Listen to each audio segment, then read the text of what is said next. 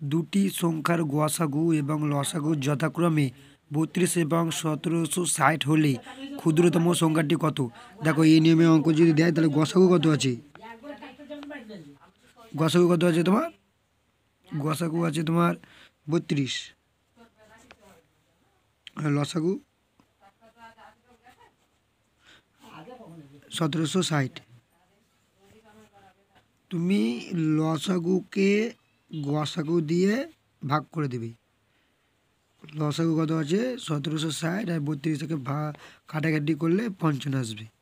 ঠিক আছে, ভাগ করবে। এরকম অঙ্ক দিলে তুমি লসাগুকে গসাগু দিয়ে ভাগ করবে। ঠিক আছে, তাহলে 55 হলো, ভাগ করে আমি 55 পেলাম।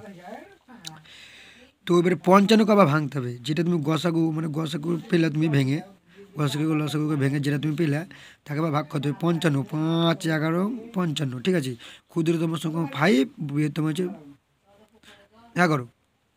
ঠিক আছে, তো এবার তুমি ক্ষুদ্রতম সংখ্যা থাকো, ক্ষুদ্রতম বৃহত্তম, ক্ষুদ্রতম ও বৃহত্তম। ক্ষুদ্রতম সংখ্যা তুমি কত পেলা? 5।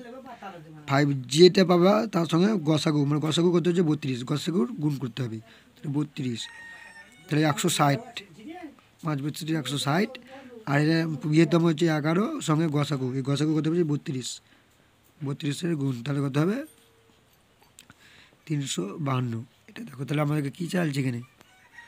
এখানে চাইছে আমাদেরকে ক্ষুদ্রতম সংখ্যাটি কত। ক্ষুদ্রতম সংখ্যা কত পেয়েছি আমি? 160, তাহলে 160। আর বৃহত্তম যদি চাইতো তাহলে এটা হচ্ছে 352।